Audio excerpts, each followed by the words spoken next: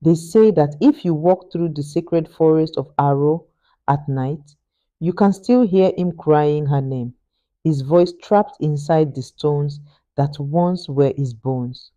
A long time ago, in the quiet Yoruba village of Aro, there lived a young hunter named Olu.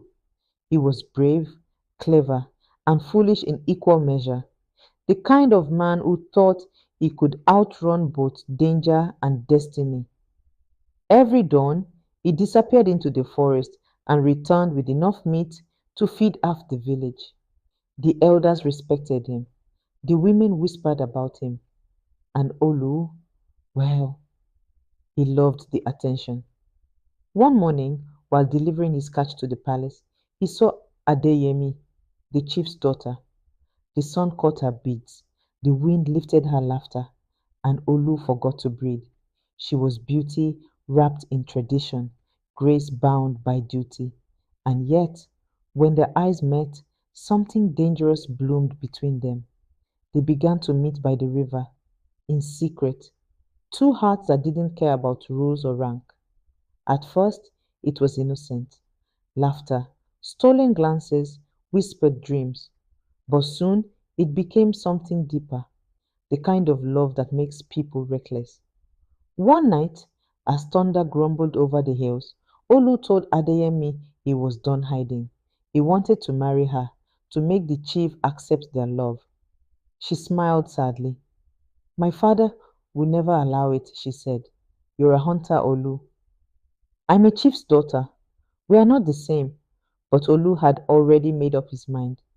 The next day, he went deep into the forbidden part of the forest, where even the bravest hunters refused to go. There, by an ancient shrine covered in vines, he met an old man with eyes like dying embers. I know what you seek, the man said before Olu could speak. Love that defies the world. He handed him a small calabash.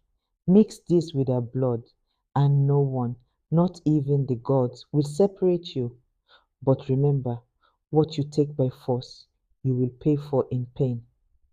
Olu didn't listen. That night at the river, he asked Adeyemi to meet him one last time. She came, trembling but hopeful. He told her they could finally be together forever.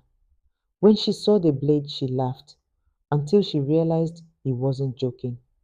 He hesitated, but love mixed with desperation is the most dangerous kind of madness. By dawn, the river ran red. No one saw Olu for weeks. When he returned, he was rich beyond reason. Gold rings, fine robes, rare animal skins no one had ever seen. He said the gods had blessed him. The villagers believed him. But the elders noticed something strange. His shadow didn't move when he walked.